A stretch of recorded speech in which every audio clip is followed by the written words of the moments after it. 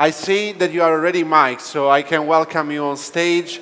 Let's give a round of applause to Trevor Jones. He's a crypto artist. He's actually one of the leading international crypto artists. He will tell you a lot about his story in a moment. He's actually from Canada, now turned into Scottish. And yeah, I mean, he's got a lot to say, so the floor is yours. Thank you, thank you. Can you hear me okay, yeah? Okay, here we go. So thanks very much for coming. Everybody else is having a beer outside, unfortunately, but thank you for staying around. I decided to do a presentation on the keys to a successful art career. Hopefully somebody will be able to take some of this information away back to whatever you do. I was doing a presentation in Lisbon last couple months ago, NFC, and I had this amazing presentation with bells and whistles and giant archangel animation that I was speaking to, and it went completely wrong. The tech completely was smashed, and it was a disaster. So I went old school slides here. So in my 20 years or so as an artist, from zero to hero, this is the 4 keys that I feel have helped me on my journey. Perseverance, innovation, risk-taking, contacts, and community. A little bit about myself first. Originally, I'm from Canada. I came over here in 1999 to Scotland with a backpack, a couple quid, and I was working in hospitality, worked for a few years, worked hard, played hard, hit kind of a crossroads in my life at around 30 years old, 31. Some call it an emotional breakdown. I call it a crossroads. I decided that being an artist was going to save me. It was going to answer all the existential questions I had about life. In fact, it just gave me more questions. But anyway, it kept me on the straight and narrow. I was also living in Leith. Leith is just outside of Edinburgh, and there's persevere is the motto of Leith. And I started to see all these signs around that helped keep me focused and disciplined while I was suffering from terrible, terrible depression. I managed to cry my way into a small art school called Leith School of Art, did a foundation year, and then to my surprise, I was admitted into, that sounds wrong, admitted into a university, Edinburgh College of Art and Edinburgh University, studying history of art and drawing and painting at the college. Graduated in 2008 at the young age of 38. So I was on the back step, back foot. I had my first solo show when I was 40 years old, 2010. And this was my second solo show the year after, 2011. I realized very quickly that it's almost impossible to make a living as an artist. I needed to differentiate myself. I needed to find a way to set myself apart from all the other amazing artists in Scotland and the world. So on the run-up to this show, I started to see these little QR codes. This was 2011. And being curious, I found out they were QR codes. Smartphones weren't ubiquitous at that point, but I found out I could actually scan, I could make a QR code myself and help to promote my exhibition. But before the show even opened up, I was already thinking, like, can I paint big QR codes that would then become a digital portal to another dimension? So with my friend here, David Oxley, we were working together for a small arts charity. He was the tech website developer, and I said, I want to create QR code paintings that would link to a website that became an online gallery for other artists around the world. And I spent a full year with a phone in one hand and a paintbrush in the other, learning how to paint QR codes that could then be scannable and would link to a website that became this online gallery to other artists. Trevor, it works. Does it work? Yeah. That's crazy. So I was painting these amazing QR code paintings, really a thick impasto paint. I wanted them to not look like a QR code, but could still scan. And QR codes have come a long way since back in 2011-12. So these were super unique, super innovative. The fact that they were linked to a website that became a whole new world of interactivity and communication and community, I thought, I've cracked the code. I'm going to be rich and famous. Galleries from all around the world are going to come knocking on my door, New York, Tokyo, London, and here's the website here. It was an amazingly, in my mind, innovative, creative endeavor. And in fact, the traditional art world either laughed at me or were completely indifferent. There was zero interest in my QR code paintings. I was very disappointed. The next year, I kept going, I persevered. I'm thinking, I'm not crazy, I'm gonna stay on this path.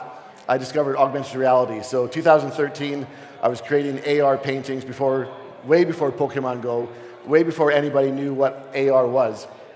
And now instead of painting QR codes, I could actually paint whatever I wanted, create the digital content, animations, video, music, and overlay that with an app on my physical painting. And I'm thinking, like, as soon as all these other artists find out about this, it's all over. I need to be first. I need to get this out. This is amazing tech. With David again, we built a website that became a storytelling website. So you could scan the painting. For example, that's Usher Hall in Edinburgh. And with the app, the AR, all the figures would start dancing and moving about with music. You could, I used an AR app called Layer. You could tap on each figure, individual figure, and it would go to a unique web page that became a storytelling web page. People could upload their own stories, they could interact with it, they could comment on it, share it on social media. I was building a massive online community around a painting that you would access through AR. And again, I'm thinking, like, this is incredible. I'm going to be rich and famous. Everybody's going to go, Trev, we want you to show your work at our gallery. And in fact, the opposite happened. Nobody was interested. Nobody cared. So I bought a bunch of dinosaurs and put them in my in my studio. This chip on my shoulder was getting bigger and bigger. The amount of rejection, constant rejection, year after year after year. And these were my only friends at the time, besides David. And it kept me sane. I'm thinking, like, I am in a world of dinosaurs, and I know what I'm doing. I'm going to do the right thing. I'm keep on going, and I don't care what anybody thinks. 2014, I was rejected for the third year in a row from the Royal Scottish Academy Open Exhibition. So that was the 188th annual Open. I was invited to the event through the charity I was working for, and I shouldn't have said that because I snuck in the day before. I photographed all the artworks on the walls. There was like 400 artworks. I furiously augmented them that night into mine, so all the paintings, if you scanned with my app, became my artwork. I counterfeited one of the tickets, my ticket, and gave them to 25 of my friends. Basically took over the RSA. I turned the 188th annual Royal Scottish Academy Open Exhibition into the Trevor Jones solo show. And all my friends came in with my app, scanned all the artwork. It was all my artwork on the wall, so I pissed off a lot of artists. I pissed off the art establishment. They were not impressed. I got a lot of emails in the following week from angry artists saying, like, what did you do to my painting? And I'm going, like, nothing. I just digitally transformed it into my painting. In fact, when you scanned it, we had little links so you could connect to my socials, my website, through their artwork.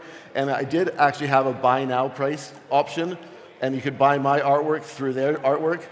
I deleted that at the just at the last moment, thinking, like, I might get into a lot of trouble here. So the next year, by this point, the traditional art world was not interested in my work at all. So I started to coordinate my own exhibitions, hire my own gallery spaces, buy the wine, invite my friends, my richest friends, which weren't many, and organize my own AR tech-infused exhibitions. With David again, we had a very cool setup where you could, with an EEG headset scanner, people could view my paintings on a screen, which they actually swiped across with a Raspberry Pi just without even touching anything, and we would get an emotional response to my paintings that was then recorded. Dave was in Italy a month ago on a residency doing the same kind of thing, so this was 9 years ago. 2016, on the run-up to the presidential election, Hillary and Trump, I created 10 paintings made out of rubbish that I found on the streets of Leith. oil paintings, and then put together short video clips of politicians talking rubbish. There was Putin, there was Trudeau, there was David Cameron, all the usual suspects, and you could scan them. It was like an amazingly super interactive exhibition. Again, actually, two things happened with this show. Number one, I sold them all, surprisingly. It was like, one collector bought the entire collection, so the first time in my life I had some money. That was strange. And also, I got publicity. So I got quite a bit of media attention, well, national, Scotsman, Evening News type thing, which allowed me to, next year, reach out through agents and individuals to all these famous people, mostly Scottish. Martin Wishart's a Michelin-starred chef, Katie Tunstall, musician, Brian Cox, the actor, and Ian Rankin, and also Jordan Peterson. So we flew to Toronto in 2017, spent a week at Jordan's place, talking to him, interviewing him. This all was for an exhibition. It was the inaugural Scottish Portrait Awards. And I thought, they branded it, they said, advertised it, we're looking for the most exciting, innovative portrait painters in Scotland. And I'm like, so I created all these. All these individuals gave me artifacts and objects that were personal to them. I embedded those into the paintings, added NFC tags, so you could put your phone up, access video information about whatever these things were with Jordan Peterson. I actually filmed him talking about each object, really, really cool. And then you could step back, scan the painting, and you could access me and them, and my wife, Violet, interviewing these people. And I thought, this is amazing. This is, again, I'm going to be rich, famous. I'm going to be like, nobody's in the world has done anything like this before, especially with famous people. I submitted them all to the Scottish Portrait Awards, and everyone was rejected. I didn't even make the short list. I was like, are you fucking kidding me? Here's Ian Rankin at the Edinburgh Art Fair, opening the Edinburgh Art Fair with his portrait. Nobody cared. There's my dinosaurs again. They kept me sane. The other thing in 2016, I managed to make some money, and I invested in Bitcoin in early 2017. So that was on the big bull run in 2017. I was thinking, like, holy smokes, I can actually make a living with Bitcoin and trading shitcoins and ICOs, and I can just make whatever art I wanted to. It didn't matter if anybody bought it or not. So I had this idea, I'm going to create an entire exhibition of crypto-themed augmented reality paintings. This was before, I couldn't find anybody in the world, any traditional painters creating crypto artwork, especially with AR. Oh, to advertise it, my wife and I went in and I hijacked the National Portrait Gallery and turned all the kings and queens and historical figures of Scotland into like John McAfee and Vitalik video. So you could go in, you could learn about, scan all these portraits of the portrait gallery and learn about crypto through this app. We got kicked out. This is a painting of John McAfee that I did for that exhibition. And what happened is I started to work towards this exhibition. In 2018, I invested a year's time in what little money I had left. And then the whole market crashed, the crypto bloodbath of 2018. I lost everything. My wife was going to kill me. A lot of sleepless nights. But I was already invested. So the exhibition opened up October 2018. And to my surprise, I sold every painting to Anons around the world through Twitter. And they just sent me Bitcoin for my paintings, which was a mind blower to me because this had never happened. I wiped out the middleman. I wiped out the commercial galleries. I didn't have to submit work to exhibition opening or events or anything like that. I could actually access my market through social media and producing artwork that resonated with who they were. This is some shots. So I hired my own gallery space, put on the exhibition, knowing that nobody in Scotland would buy these paintings, and ended up selling every single one of them, which was the beginning of the beginning for me. Again, very cool AR. So 2019, I was exploring new tech and NFTs. NFTs have been around since 2014, but 2018, super rare, known origin, maker's place. I didn't figure out how I would fit as a traditional artist in this digital art marketplace world, but eventually I got my tiny brain around it. And in 2019 and 2020, I was like the highest selling artist in the world for NFTs, which is kind of funny. And I was like an anachronism. I was like an old traditional painter creating artwork in this new, exciting, innovative place with a bunch of young, sexy digital artists. And here I was like painting away with brushes. But I started working with some really cool other artists, collaborations. This was a project I did with Jose Delbo, who's unfortunately passed away last year at 92 years old. An amazing comic book artist, was one of the first Batman artists. And funnily enough, actually, we did a whole series on Maker's Place in 2020. It sold for 540 ETH for the whole set, which again just blew me away. There was a big auction. Yes, there was a big auction that was going all night long, and Jose being, I think, 87 at the time, and I was like 51 or something, we both fell asleep during the auction. We didn't even know what happened until the next morning, wake up, and people go like, my phone's blowing up. The Bitcoin Angel was kind of my pivotal piece. I painted in 2018 for the Crypto Disruption exhibition, but I dropped it as an open edition in 2021. And it sold 4,158 editions for $777 each in 7 minutes, which was $3.2 million in 7 minutes. And at that point, my head just blew up. My wife and I were like freaking the heck out, going like, what has just happened? We were literally like starving artists for years and years and years. But I kept on this path of art and tech, thinking like this will pay off, or I'll end up in the asylum, one or the other. I did a big collaboration with Ice Cube. Spent 8 months working with him in 2021, which was super cool. I've got 4 minutes left. And yeah, I mean, that was absolutely very cool working with Ice Cube. My wife was a fan. She said, Trev, if you don't work with Ice Cube, he reached out to me and we're like, I don't know, I was never a big Ice Cube fan. She said, if you don't work with him, I'm going to divorce you. So I worked with him. There's a shot of one of the finished paintings. Really cool. He actually wrote brand new tracks, 4 tracks for my paintings. Really, really, really cool. Then I had somebody reach out to me to commission me for 2 artworks, 2 paintings, one for him and one for his best friend Elon Musk, this was for Elon as a birthday present. So again, I'm going like, this is crazy. This is ridiculous. That's the big painting, that the whole triptych that brings the whole series together.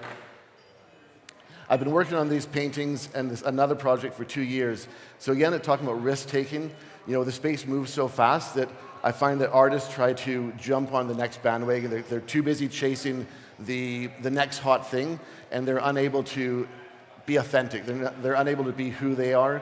They're too busy trying to make a buck. We're all trying to make a buck here, but at the end of the day, you have to produce work that is meaningful, that is significant, that is unique to you. And so I started working, everybody else was working with AI. I can create something in 80 seconds. I was going like, I can create a painting in 2.5 years. And this is it. Another project I started working on that's going to end in 7 days, 2.5 years ago, was this Archangel collection. Physicals and digitals, bronze cast sculptures, a 6,000-year-old tradition mixed with Web3 tech, NFTs, Bitcoin ordinals, multi-chain, Bitcoin, Ethereum, paintings, pixel art with 3D avatars. An enormous project. Oh, yeah. So this is the beginning here, 2.5 years, sketches of the angel, the bronze cast angel, oak box, pixel arts. So I'm dropping a collection of 7,777 pixel angels on OrdinalsBot. Shout out to OrdinalsBot, wherever you are. David. And here's the avatars. And just to make things even more complex and fun, with David, we've created a video game, which is super cool. It's called Dante's Pixel Inferno. You go through the 9 circles of fiat hell, collecting bitcoins and saving the souls of the fiat damned, fighting characters like SBF, Gary Gensler, who else? Zombie coders, and it's an amazing, amazing game. So here's our shirt here. Scan it, come up, you'll find out about the game. You can play it for free. We've actually dropped 21 angels, playable angels on Base for $7 each. We're talking about Solana, because I hear there's a big Solana community here. So come talk to us. And right on time, that was my presentation. So thank you.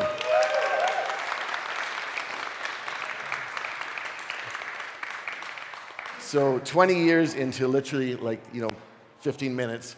And like I said, I kind of refined it down to these 4 things. So whenever young artists come to me and they ask me, give me some advice, what's the biggest piece of advice you can give me as a young up-and-coming artist? And I always say, marry rich.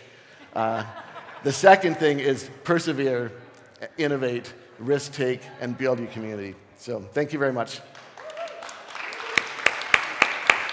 One question, Phil. Haha, I know you like asking questions.